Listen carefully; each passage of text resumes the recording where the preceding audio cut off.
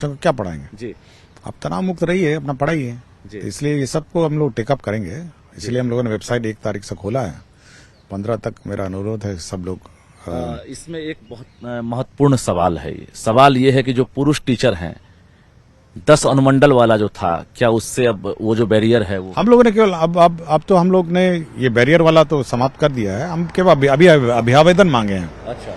अभी हम लोगों ने रिप्रेजेंटेशन मांगा है कि आप अपना रिप्रेजेंटेशन दीजिए, फिर इसको समेकित करेंगे। ऑप्शन की बात। ऑप्शन सब खुला हुआ है। 10 ऑप्शन जैसे पूर्व था वैसे सब। हाँ, उसमें क्या रहेगा? जैसे ऑप्शन क्लिक करेंगे सब कुछ आएगा, 10 अनुमंडल फिर आएगा उसमें? नहीं, धन अनुमंडल ब्लॉक पंचायत सब आ जाएगा। अभी तो रिप्रेजेंटेशन की बात है ना। अच्छा। अब तो सब रिप्रेजेंटेशन की बात है। अब किस स्तर तक हम अकोमोडेट कर सकेंगे ये वैकेंसी पे भी निर्भर है ना। तो पहले सबसे हम लोग आवेदन पत्र लेंगे, इसको अकोमोडेट करेंगे, फिर हम देखेंगे कैसे ये एडजस्ट होंगे और जहां तक संभव हम लोग एडजस्ट कर देंगे। मतलब टारगेट तो होगा, क्योंकि आपने 1 से 15 दिसंबर एक डेट जो है फिक्स कर दिया है, और इससे ये लग रहा है कि आपका विजन तय है कि आपने 15 दिन अप्लाई करने के लिए दे दिया है, उसके बाद जो है स्क्रूटनी करेंगे या फिर जो है सॉफ्टवेयर से ये करेंगे। हाँ, यही है। 15 दिन हम स्क्रूटनी करेंगे। अच्छा। और जो पूर्व निर्धारित मैंने समय बोला है उसी के अनुरूप हम लोग उसी से। मुझे लग रहा है कि नए साल में जो आपने पहले कहा था वही रहेगा, मतलब जनवरी में जो है पोस्टिंग कर देंगे। हाँ बिल्कुल, वही सॉफ्टवेयर से ही। रैंडमाइजेशन इसको नहीं कहा जाता, इसको है रिप्रेजेंटेशन पर विचार। अच्छा। रैंडमाइजेशन होता है कि बिना नॉन एप्लीकेशन ऑफ माइंड, बिना सोचे समझे ऐसी जहां करना करे नहीं। ये है कि आप रिप्रेजेंटेशन देंगे कि मुझे वहां जाना है, वहां वैकेंसी है तो आपका कर देंगे। सॉफ्टवेयर से ही स्कूल आवंटन। हाँ, स्कूल आवंटन कर देंगे। अगर 2 टीचर एक जगह से दूसरी जगह जाना है और दूसरे टीचर को दूसरी जगह से इस जगह, ऐच्छिक ट्रांसफर कह सकते हैं ना। हाँ, वही ऐच्छिक ट्रांसफर है। वही ऐच्छिक ट्रांसफर है। मतलब जो कल तक इंतजार था, जो मुरादें पूरी होने वाली थी, लगता है फिर से वो मुरादें पूरी होंगी। नहीं, आप निश्चिंत रहिए। मतलब मैं टीचरों से यही कहूंगा कि निश्चिंत रहिए। हम तनाव में टीचर को रख के पढ़ाना नहीं चाहते हैं, तनाव मुक्त कराएं। मतलब जबरन ट्रांसफर भी अब नहीं होगा? वो तो हमने कहा ही नहीं, हम तो रिप्रेजेंटेशन का आपको। अब कोई मतलब ये नहीं, जो जहां नहीं चाहेंगे उनका नहीं होगा। जो लिस्ट में जो वेबसाइट में डालेंगे उन्हीं का होगा। हम लोग को बाकियों से क्या मतलब है। जी। एक बड़ा सवाल ये भी है कि जो अप्लाई करेंगे उसमें पुरुष भी होंगे, सामान्य महिलाएं, सब हम सारे प्रकार के प्रॉब्लम समझेंगे ना जी। कैटेगरी निकालेंगे कि भाई ये कैटेगरी इतने, ये कैटेगरी इतने, ये कैटेगरी इतने, इधर से इतने, मतलब सपोज अररिया से इतने लोग बाहर जा रहे हैं, अररिया में कितने आ रहे हैं, भागलपुर से इतने बाहर जा रहे हैं, भागलपुर में कितने आ रहे हैं। हम लोग को जिला का नंबर भी तो मेंटेन करना है ना जी। ऐसा नहीं हो सकता कि एक जिले में ज्यादा हो जाए कम हो जाए, तो वो सब हम निकालेंगे और जहां तक संभव जितना पॉसिबल हम लोग है उतना हम लोग एडजस्ट करें। मतलब पूर्व की जो प्रक्रिया थी या जो एक तरह से रूल था उसको एक तरह शिथिल किया गया है। अब उसमें जैसे आपने कहा कि अब 10 अनुमंडल भूल जाएं या ये है, अब फिर से एक आप लोग बैठक वगैरह करेंगे और कुछ नया नियम लाएंगे कि अब इसमें आसानी से कोई विरोध ना हो। हम लोग केवल इस पर्टिकुलर रिप्रेजेंटेशन से संबंधित लिमिटेड मतलब ऑर्डर करेंगे, इसलिए हम लोग ने कट ऑफ दिया। ये पूरे साल नहीं चलेगा।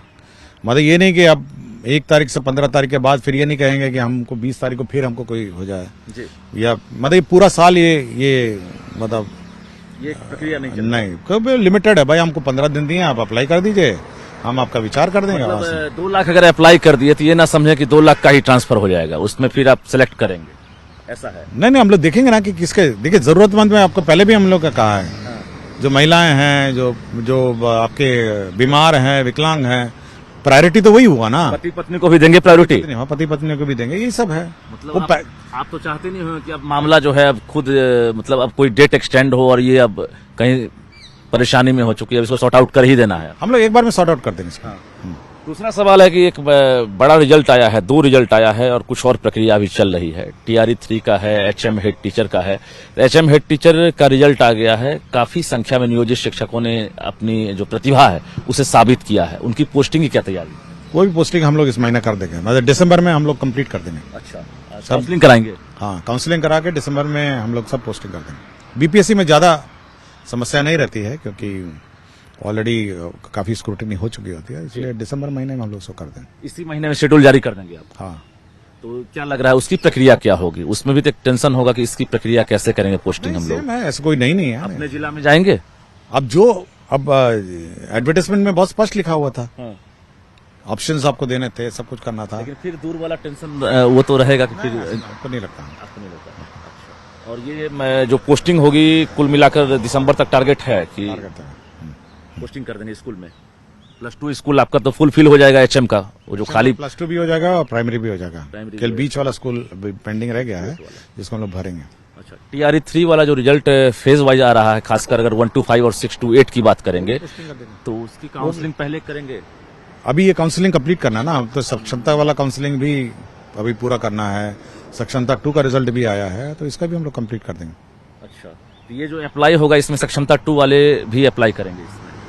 ये अभी चांस नहीं? पहले जो रिजल्ट आया पहले उसको कंप्लीट करने दीजिए ना जी। लेकिन साथ ही साथ सब चलेगा, कर देंगे हम लोग कंप्लीट। TRE 3 का एक तरह से टारगेट होगा ना कि इनकी काउंसलिंग कब करें? HM हेड टीचर का पहले होगा या TRE 3 की काउंसलिंग पहले? सब एक साथ हम लोग कर देंगे, सब कर देंगे हम लोग। दिसंबर आपका पूरा पोस्टिंग का ईयर मंथ रहेगा? कंप्लीट कर देंगे हम लोग, कंप्लीट कर देंगे। हम लोग नहीं चाहते कि जनवरी और फरवरी में इसको पेंडिंग कंप्लीट कर देंगे। पिछले 36 घंटे में अगर बात करेंगे, पूरी तस्वीर जो है लगातार बदलती दिख रही है। कल गए थे नियुक्ति पत्र लेने टीचर्स सब, और ये नहीं सोचे थे कि CM नीतीश कुमार बड़ी घोषणा कर देंगे और एक वर्ग को काफी फायदा हो जाएगा। शिक्षक काफी खुश थे, उत्साहित नजर आ रहे थे, हमने ही बातचीत की थी। और आज जो वर्ग मायूस थे उसे आपने एक बड़ा मतलब लेटर जारी करके तोहफा दे दिया। ये लग रहा है कि अब धीरे धीरे अब जो है अब निराशा के जो बादल हैं खत्म हो जाएंगे। मेरा तो अपना विचार है कि कोई टीचर को निराश होने की जरूरत नहीं है। हम लोग हैं, टीचरों का ख्याल रखने के लिए हम लोग तत्पर हैं। टीचर बच्चों का ख्याल रखें यही उम्मीद करते हैं हम लोग। विषयवार टीचर की संख्या लग रही है अब धीरे धीरे बहुत ज्यादा। इसके बाद भी आगे भी कुछ टारगेट है? बच्चे पढ़ाएं, बच्चों को पढ़ाएं और बच्चे अच्छी तरह पढ़ें, ये हम लोग उद्देश्य है। स्टेट का रिजल्ट भी आया, सब कुछ तैयारी में है, क्या वो तैयारी करें कि आगे वैकेंसी आ जाए TRE 4 का? पहले ये सब हो जाने दीजिए, उसके बाद जो नेट वैकेंसी होगा उसका निकालेंगे। चलिए, क्या अपील करना चाहेंगे बिहार के शिक्षकों से? बस ठीक भाई, आप टेंशन फ्री रहें और पढ़ाइए, मतलब टेंशन फ्री रहिए, टेंशन मत लीजिए। और समय सारणी भी हम लोगों ने चेंज कर दिया है, विंटर टाइमिंग्स, और उसमें बहुत सोच समझ के काफ़ी जो हम लोग का फीडबैक मिला था, हम लोग जी असेंबली पीरियड है उसको भी 15 मिनट से बढ़ा के हम लोग ने आधा घंटा किया है, क्लासेस किए हैं। हाँ, बिल्कुल। टाइमिंग को लेकर भी हम बात करेंगे। आज जो टाइमिंग एक तरह से आपने जो डिमांड थी उसे पूरा कर दिया है कि अब 1 घंटा 10 मिनट। उसमें बहुत सारे परिवर्तन भी किए, आपने देखा नहीं होगा ऑर्डर में। जी। उसमें एक तो है कि असेंबली पीरियड को 15 से बढ़ा के हम लोगों ने आधा घंटा किया।